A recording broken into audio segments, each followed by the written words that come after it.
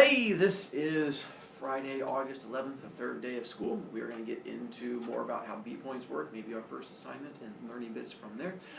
Let's see, from the notebook, cover that. Your picture of yourself was due, but if you're at home dead right now, that doesn't do any good. Just take a picture of your grave. And if you forgot your picture at home and you're watching this to help yourself fall asleep at night, now you're awake. And then also you have homework coming up on Monday. Which is going to be this yellow sheet, where you can get on my website, Brovicast.com, and this is going to be due Monday. Parents, if you are watching this, no more than 20 minutes. There, it's official. I don't want them spending the whole weekend on it. Okay, now back to you guys. Let's see. Quick review bits. Stuff we covered from yesterday, so I sort of find out where we got to. And so we did that. We got to talk about tardies. Morgan, in order to not be, thanks for volunteering to go first, did a pat with our heart, stuff like that. Morgan. In order to not be tardy for my class, where should you be when the bell first begins to ring? In your seat. Nicely done. In your seat. And then from there, Josh, the first time that you're tardy, what's going to happen to you? Here's your hint. It's the same thing that happens in every class. It'll be set on fire. Don't you try and take his answer from him. It requires a lot of gasoline. I was trying to think of a way to help guide you there. I'm not going to give up on you, Josh. I feel strong the whole way through. Did your other classes talk about being tardy? Yeah. No? Maybe his teachers hate him. It's okay. And then from there, the first time you're tardy is the easiest thing we can do. Is this? It's going to require the voice and then you feeling bad afterwards. What? Verbal warning. Nicely done. See, we got there. And then I will give you the verbal warning of me just mocking you and stuff like that. In my class, I'm a little bit meaner because the second time you're tardy, I get to be a little bit tougher on you from there. Zoe, the second time you're tardy, instead of just a verbal warning, what do I get to do? No, I'm going to mock you every time. That was a good try. But more importantly, you were very confident in your wrong answer, so I'm proud of you on that one. Did I tell you guys what happened on the second time? Yeah, you did. I just forgot. So, we don't care about the words you say. That's what I hear when you tell me that. To verify, once again, the second time that you're tardy is when you're going to have to write the short little essay, and your parents have to sign it. Okay, I did tell you. You guys just tuned me out. Well, someone's going home crying tonight. And so we have to write the short 3-paragraph essay, stuff like that. Zoe, let's try again. On the third time, I have faith we're going to get one correct together, teamwork. The third time you're tardy is not just an essay, something even worse happens to you. And that would be? Detention. That's the confidence I'm looking for. And so that's when you get a lunch detention for me and stuff like that. The fourth one, and everyone past that, you have to go down to the office. More importantly, here at the end of class, we'll save Mahir for later because I have a better question for you. Ashley, we'll pick on you. At the end of class, when the bell rings and you're wanting to leave, how is it you let me know that you'd like to take off? With a note. Well, I do like you all writing the notes at the end of class to let me know that it is time to leave. Mahir? We point at you and smile. Close. You're on the right track, but pointing at me would be horribly rude. I have to break all your fingers. But you're on the right track. That was the right answer, just for the wrong question. Elizabeth? We smile at you. Nicely done. That you look at me and smile. But on the off chance one of you who have a heart not full of love, you just get up and then try to take off and leave. Mahir, what do we do to try and help them out? We point at them. See, now you have the right answer to go with the right question. That's where we point at them and smile to fill their hearts with love to try and help them out and stuff like that. And then, let's see, and then we take off, we're good to go. All right, let's try Ashley again. We're going to go for teamwork and get this one. We covered the tardies. We did. All right. We talked about B points yesterday, right? Okay, just making sure we got that. Did I tell you how many B points you all have right now? 15. Don't you take Ashley's answer. She's like, well, they're beat all Oh, I got it, 15. Again, that's the confidence I'm looking for.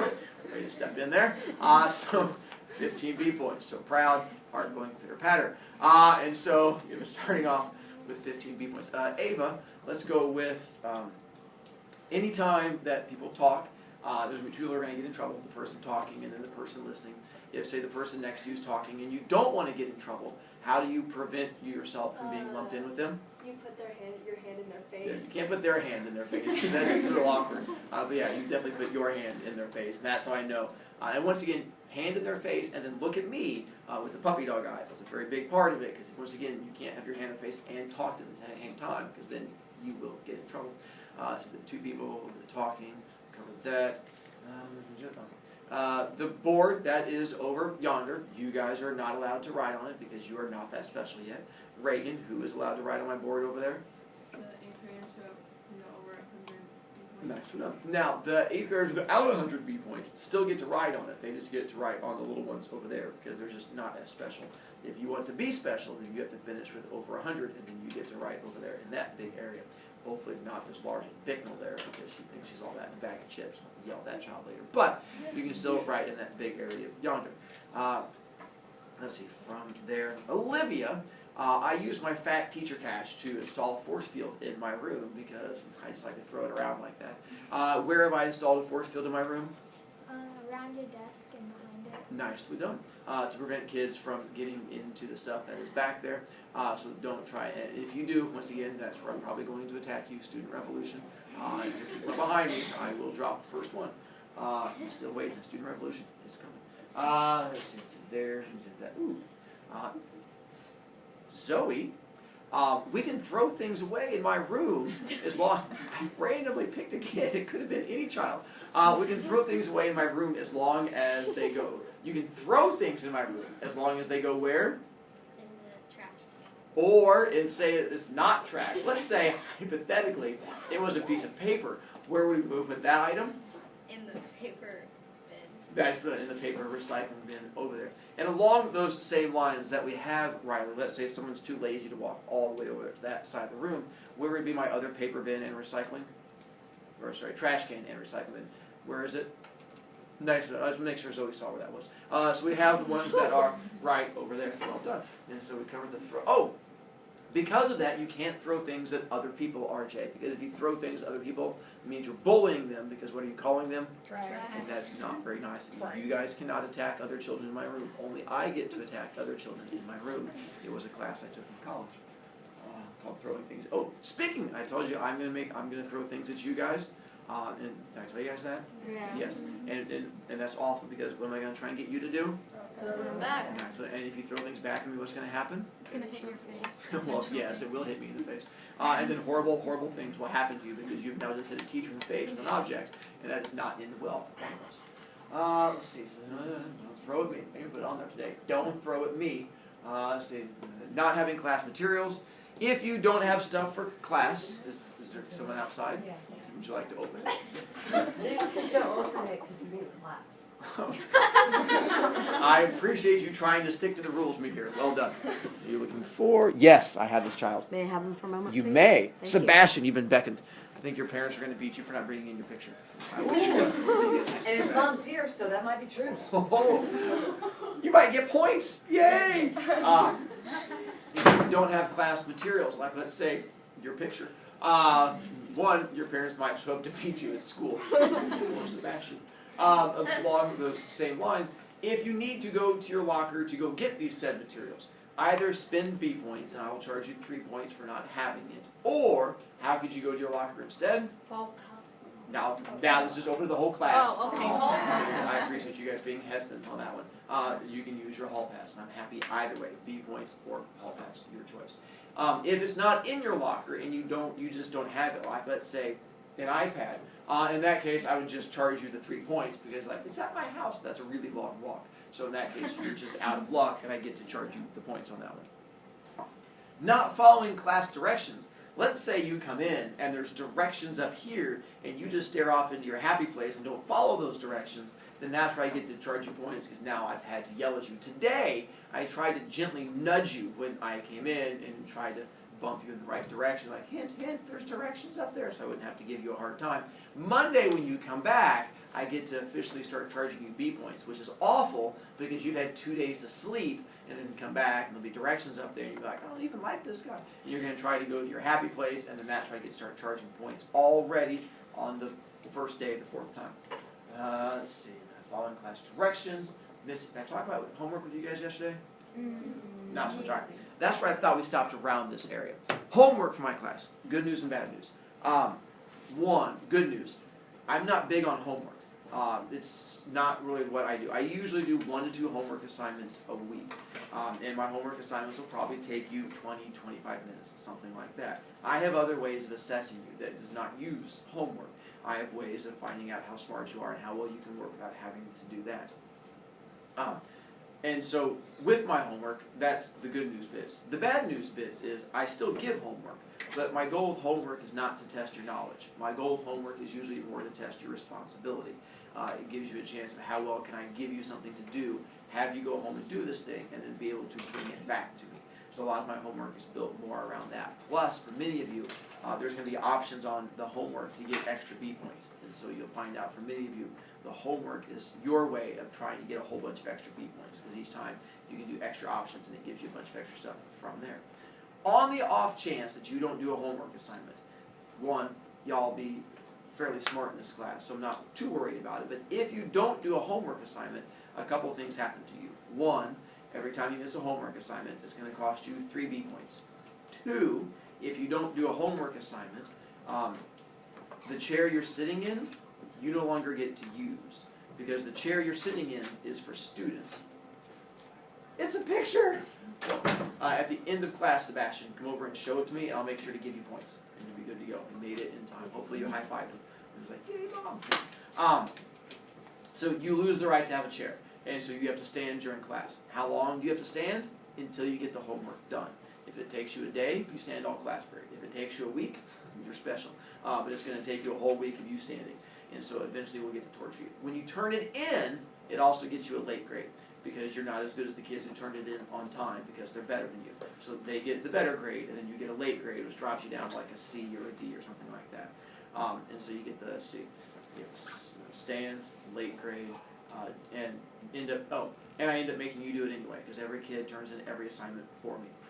Because eventually you're going to do it because of the whole standing or going to detention and stuff like that. Oh, and the fourth one, your parents love me. Because I torture you into doing homework, and every kid turns in every assignment for me. Once again, probably not a big issue with you guys. I'm not super worried about it, but just so you know, it makes life easier. Also, when you miss it, you have a day to turn it in the next day before I start torturing you. So if you miss it on a particular day, I don't start torturing you right away. You have to the next day to turn it in, and that's when, if it's not due by the next day, then I torture you. Oh, and last thing is, with homework, I rarely give homework due the next day. I don't like doing that. Almost every time I give you homework, you're going to have 2 to 5 days to get it done. I'll give it to you and say this is due next Wednesday. I'll give it to you and say this is due next Friday. Because I know that you guys have lives to get done and stuff like that. So it makes things a little bit easier. That's my thought on homework. Next up. Let me bring it over here so I don't have to move my camera. Writing utensils. You have to bring a pen and a pencil to class every day because that's part of how life works to make things better for you. You've been doing this forever. That's sort of how the school works. If you don't bring a writing utensil with you to class, I can help you out. I have ones you can buy from me. I have just piles of pens, pencils, stuff like that. They cost 3 B points for just a normal one. I also have normal pens that you're more than welcome to buy.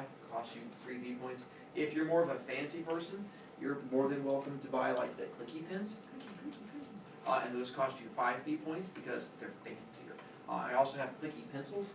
You're like, what's a clicky pencil? It's the pencil that goes clicky, clicky, clicky. And those also cost 5 B points. You're more than welcome to spend your points on those if you would like.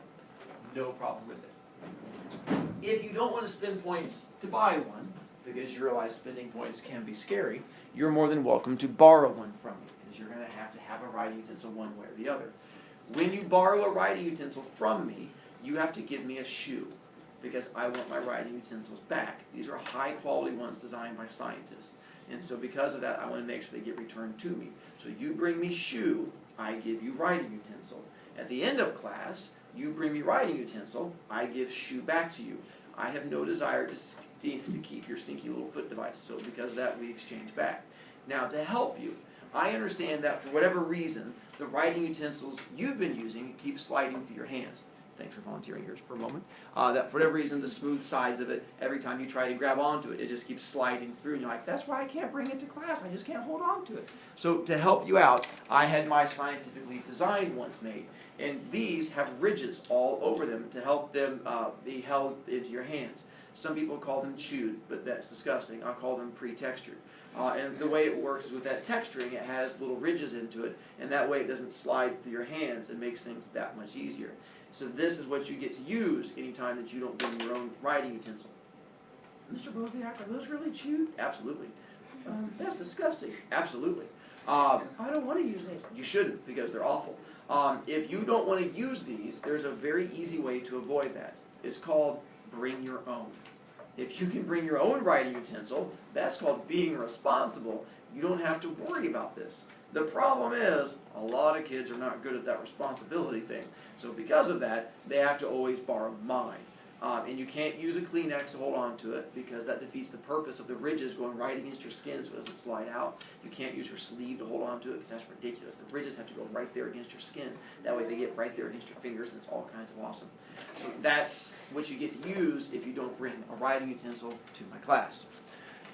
Along those same lines, do not loan people writing utensils in my class. I know, it feels like you're being nice. Someone shows up, they're like, I don't want to borrow one of those stinky things, they look awful. And they try to borrow one from you. Do not loan it to them. When they try to get it from you, clutch it to your chest and go, and try to hiss at them. Because if you loan them a writing utensil, you are robbing me of the chance of torturing a student. And that makes me sad, because I've lost this opportunity. So when I find out that you've loaned it to them, that means I have to torture somebody, and you've just volunteered to take that role. So when I find out that you've loaned it to them, I torture you, not them. I charge you the B points. How many B points? It depends. If it's a normal pen or pencil, how many points do I charge you? 3. If it's a clicky one, how many points do I charge you? 5. And I get to keep it. So not only do you get to lose those points for loaning it to them, I keep the writing utensil. Can I get it back after class? Absolutely. But you're going to have to buy it from me. And if it's a clicky one, how many points is it going to cost you? 5. So that means how many points total did you spend? 10. That's why it's usually not worth it. So usually don't loan it to them. Just like, you're out of luck. He has ones they can borrow. But they're awful. Yeah, you're stupid. Next time bring one. And so that's how you do that little bonding and make them a better person. So don't loan people writing utensils. Come to me. I'm happy to help you out. Scientifically designed. Oh, along those same lines. Don't be a clicker or a tapper. But yeah, it makes the little sounds the whole time. It's so I just love it so. No. When you do that, I found a pretty easy solution that helps me out, which is usually in the middle of me teaching. I just walk by and rip it right out of your hands. And then once it's mine, I just chuck it behind my desk and it goes back there. Do we get it back? Absolutely. After class, you can buy one from me. If it's still in one piece, you're welcome to buy that one. Well, how much does it cost? It depends. If it was a clicky pen, how much is it going to cost you? See how it works out? And so for some of you, if I like you, I won't rip it from your hands. I'll give you a warning first, but I don't give verbal warnings. I'm much more of the visual warning, where I'll just stop while I'm teaching and creepily stare at you.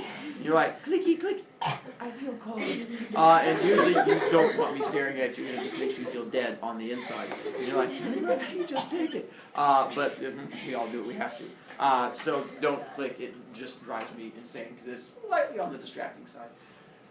Alright, did that. Leaving the room, if you need to go to Tinkletown, or if you need to go out of my room to go to your locker, or just like, I've had enough of this man, and you need to go take a break, you can use B points to do that. It's just 3 B points to leave my room. Along those same lines, to leave my room. Or, if you don't want to use B points, what can you use? There you go. Use the hall pass, and that's fine too. It's one or the other. I'm fine both ways. Let's see, so we covered that, did that, and, oh. Did I talk about my clipboard with you guys yesterday? Yeah. I think you guys are the only class I did, my Hello Kitty, Vila home. Yeah. It's adorable. And this is what I use to keep track of them. I just make little hash marks on there. It makes things nice and easy for me. Also, you can gain points. If you're like, Mr. Brovicast, I'm not a horrible child. I'm not going to do those things because I don't hate life. Good for you. I'm very proud of you. That's a good thing. If you would instead like to gain points, which is like losing points, but the other direction. This is what I have for you, and there's a number of ways to do it. But like with a real job, a lot of them are going to require work on your part. I don't just like give them out and be like, it's free point day, woo, and just like toss them. You're going to have to actually do something to gain those points. Part of it is being responsible in recycling. I'm that whole hug a tree, love the earth kind of thing. So if you recycle and are responsible enough to do that, I give you points for it. Paper is a big one. And so if you can stack up paper as far as like a grocery bag full of it every 5 pounds, it gets you a B point. And so that's usually like a nice full plastic bag will get you a B point. If you have the paper bag, those can be like 15, 20 pounds, will get you 3 or 4 points. Just have one at home. Put a bag out at the house every time you, brother, sister, parents, junk mail, anything that looks anything like paper, throw it in there. Magazines, throw it in there. And just everything you can, just throw it in there. And then just recycle it all and then just bring it in. And I have a scale and I will weigh it for you. Casey? Can you have a bag with both paper and pop cans in it? You'll have to separate them when you get here, but sure. And then yeah, the pop cans I also do, those is every 10 cans, so you have to count those out. Those don't go by weight, and so you have to, and those are just like Mountain Dew, Pepsi, Red Bull, whatever. It's just every can, just smash them and you're good to go. Can we bring in beer cans? Don't drink them yourself, but sure. And so, I mean, it's all metal, we just smash them and we bring them in and recycle them. Yes, Harper? Can we do that? Yes, you can. Also, we have box tops, those little pink squares that are like on macaroni and cheese that says turn those into a school. We're a school. So you can bring those in and we'll take them from you. And you have to just count those out and you get every 5 of those will get you a point. For those of you who don't hate reading, you can do book reviews. And so you can set up a Goodreads or an Amazon account, and I have directions on my website. Every book you review gets you from 1 to 5 points. And there's directions that show you how to get from 1 to 5 points. If it's just write down like, this book is good, yo, you're probably only going to get a point. But if you put more details and stuff into it, you get up to 5 points. How many books can we do? At the last count, I think it was 1 billion. And so you're limited to somewhere around there. Can I do books we've read before? Yeah, that's fine with me, as long as you've read the book and that's good. You write the review, we're all fine. And so you're welcome to do that part. I have a tie game, which we'll talk about next week.